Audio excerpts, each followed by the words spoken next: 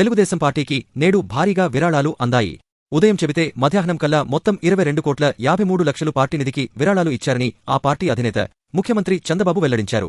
కడపలో జరుగుతున్న మహానాడు కార్యక్రమంలో ఆయన ఈ వివరాలను ప్రకటించారు. పార్టీకి విరాళాలు అందించిన దాతలందరికీ చంద్రబాబు పేరుపేరున ధన్యవాదాలు తెలిపారు. ప్రతి ఒక్కరూ పార్టీకి తమ శక్తి మేరకు సహకరించాలని పిలుపునిచ్చారు. ఈ సందర్భంగా చంద్రబాబు మాట్లాడుతూ, ఈరోజు ఉదయం నేను చెప్పినట్లుగా పార్టీకి విరాళాలు వెల్లువెత్తాయి.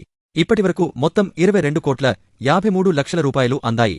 దాతలందరినీ మనస్ఫూర్తిగా అభినందిస్తున్నాను, ఆశీర్వదిస్తున్నాను.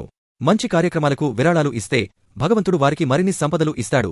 తద్వారా వారు మరిన్ని మంచి పనులు చేయడానికి అవకాశం లభిస్తుందని అన్నారు.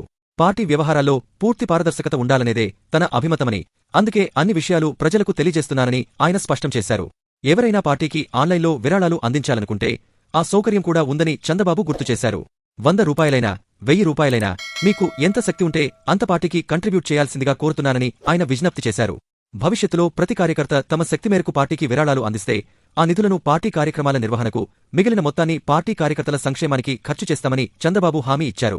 పార్టీలో ఇలాంటి విరాళాల సేకరణ, వినియోగం ఎప్పటికప్పుడు పారదర్శకంగా జరగాల్సిన అవసరముందని ఆయన నొక్కి చెప్పారు. మహానాడులో ప్రతిపాదించిన 6 తీర్మానాలు ఆంధ్రప్రదేశ్ రాష్ట్ర చరిత్రను మార్చబోతున్నాయని, కడపలో జరుగుతున్న ఈ మహానాడు ఒక చారిత్రక ఘట్టంగా నిలిచిపోతుందని ఆయన ఆశాభావం వ్యక్తం చేశారు.